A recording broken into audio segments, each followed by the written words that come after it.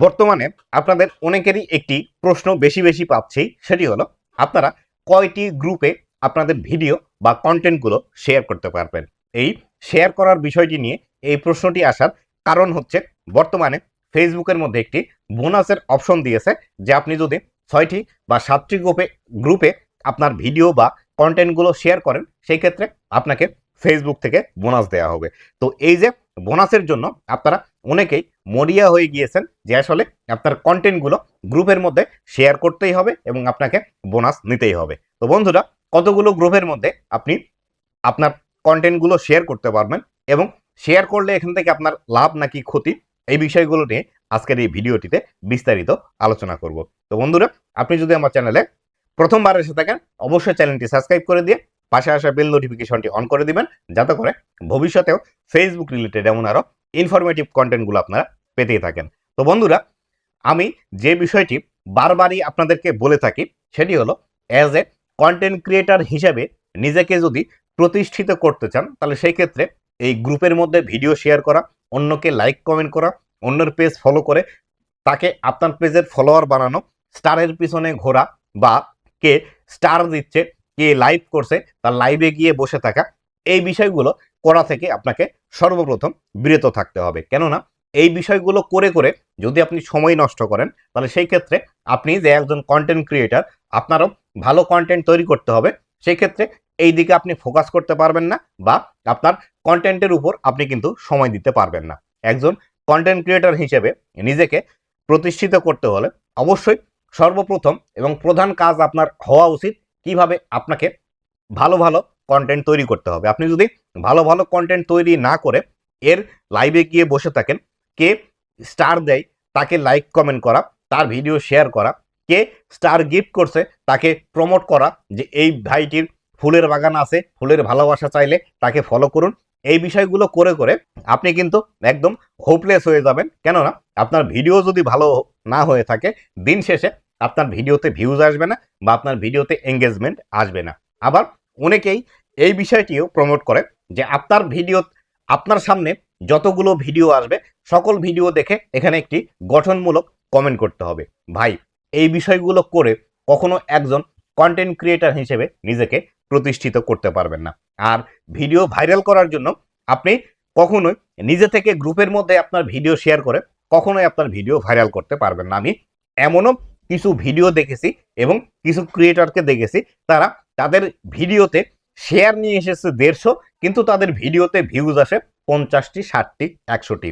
এক্ষেত্রে ফেসবুকের কাছে কিন্তু একটি ব্যাড সিগন্যাল যায় যে আপনার ভিডিওতে শেয়ার আছে 150 কিন্তু আপনার ভিউজ আছে 50। তো এই ক্ষেত্রে যে বিষয়টি হয় যে আপনি এখান থেকে অথেন্টিক এঙ্গেজমেন্ট আপনার ভিডিওতে নিয়ে আসছেন, অথবা আপনি নিজে নিজে আপনার ভিডিওটি শেয়ার করছেন, আপনার ভিডিওর মধ্যে এমন কোনো বিষয় নেই যে বিষয়গুলো দর্শকরা দেখতে পছন্দ করছে। তাই তাই ভিডিও শেয়ার করা নিয়ে এত বেশি মাথা না ঘামিয়ে আপনি যদি আপনার ভিডিওর প্রতি ফোকাস দেন, আপনার ভিডিওটিতে অটোমেটিক্যালি শেয়ার আসবে এবং আপনার ভিডিও যদি ভালো হয়, দর্শকদের যদি মন ছুঁয়ে যায়, দর্শকরা অটোমেটিক্যালি আপনার ভিডিও শেয়ার করবে। আমি এখান থেকে আমার একটি ভিডিওর স্ক্রিনশট দিয়ে দিচ্ছি, দেখুন আমার এই ভিডিওতে যতগুলো শেয়ার আছে এবং যতগুলো সেভ দেখতে পাচ্ছেন এগুলো কিন্তু আমি একটাও নিজে থেকে করিনি।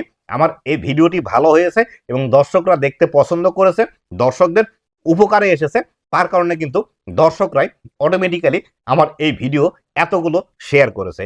তাই আমি আপনাদেরকে বলবো, গ্রুপে শেয়ার করা, এর ভিডিওতে বসে থাকা, কে লাইভ করছে তার পিছনে ছুটে বেড়ানো, কে স্টার গিফট করছে তার পিছনে ছুটে বেড়ানো, আপনি অন্যকে লাইক কমেন্ট করে আপনাকে লাইক কমেন্ট করার জন্য রিকোয়েস্ট করা, 10 সেকেন্ড ব্যাক টু ব্যাক, এই বিষয়গুলো না করে আপনাকে ভিডিওতে ভালোভাবে ফোকাস করতে হবে।